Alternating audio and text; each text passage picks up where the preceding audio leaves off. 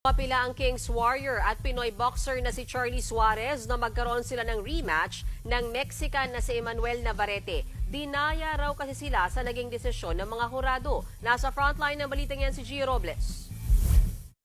The fact that they couldn't stop the bleeding. Duguan ang Mexican defending champion na si Emmanuel Navarrete sa round 6 ng bakbakan nila ng Pinoy contender na si Charlie Suarez sa WBO junior lightweight na idinaos sa San Diego, California noong May 11. Nadali ng left hook ni Suarez si Navarrete. Sa lakas ng tama ng dating Pinoy Olympian, nasugatan ang kaliwang kilay ng Mexicano. Round 8 nang ihinto ang laban dahil sa lalim ng hiwa na tinamo ni Navarrete na ayon sa referee ay dulot ng headbutt. Sa huli, pumabor sa Mexicano ang mga hurado sa score na 77-76, 78-75 at 77-76. Idineklarang panalo via technical decision.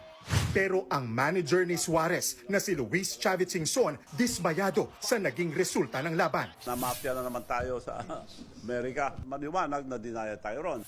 Anya, malinaw na dulot ng suntok ng Pinoy boxer ang sugat at hindi headbutt. Kung may headbutt, dapat nagreklamo si Navarrete. Hindi nagreklamo eh. Kaya halatang halata na daya yun. Declare niya lang headbutt.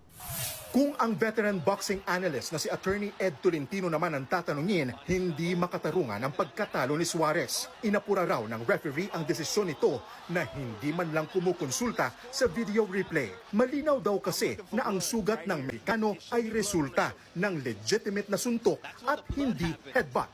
Kitang-kita po doon sa replay ng laban that it was a left hook in the 6th round that opened a cut on the left eye of Emmanuel Navarrete. He was robbed not just once, but twice by the referee and the commission.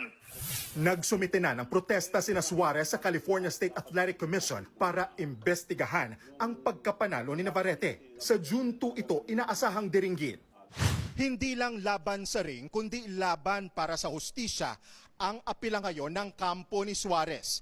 Hiling ng Pinoy boxer, ipawalang bisa ang laban niya sa Mexicanong si Navarrete o di kaya'y bigyan siya ng rematch.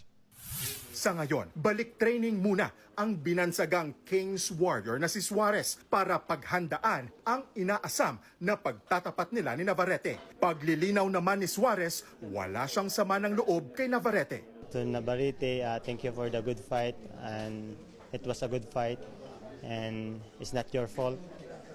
So I hope we have a rematch someday and I'll be waiting. Nagbabalita mula sa frontline, Gio Robles, News 5.